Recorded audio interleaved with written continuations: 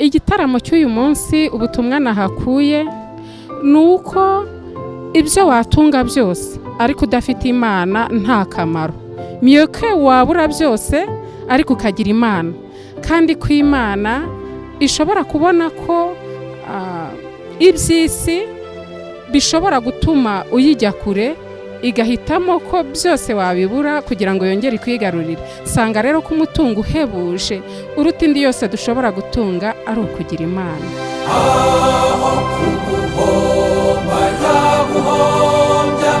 Ugasubira kw'isoko ugatangira gushya.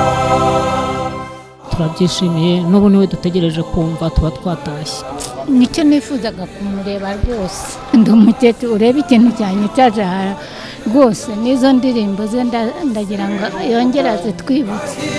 Indukira ayigarukira awamana w'ikirara.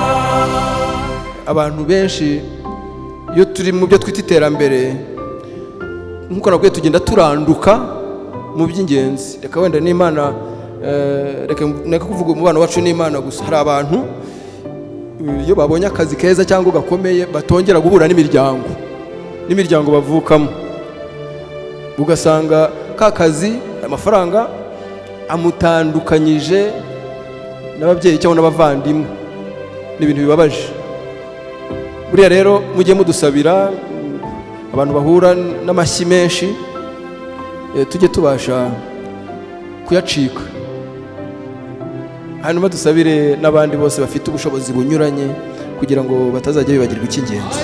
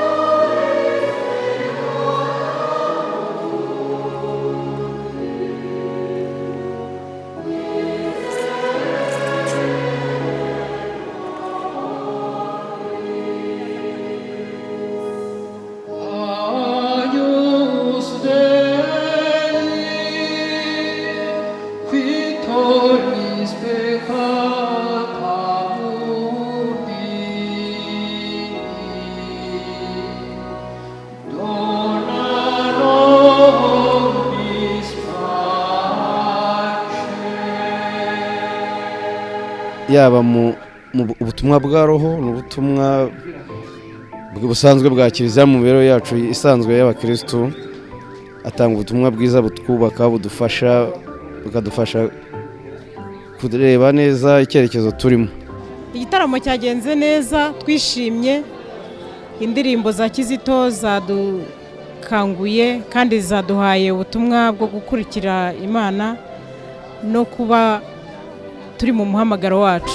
Uru rugendo dukora mu isi, Imana igenda irudufashamo kugeza ubwo yatwihereye Yezu ngo atubere icyitegererezo, ngo atubere jambo rya rurema. Ni nawe jambo kuri izuba ryarasiye mu Rwanda ikibeho, rikaboneshereza isi yose kugira ngo igire amahoro.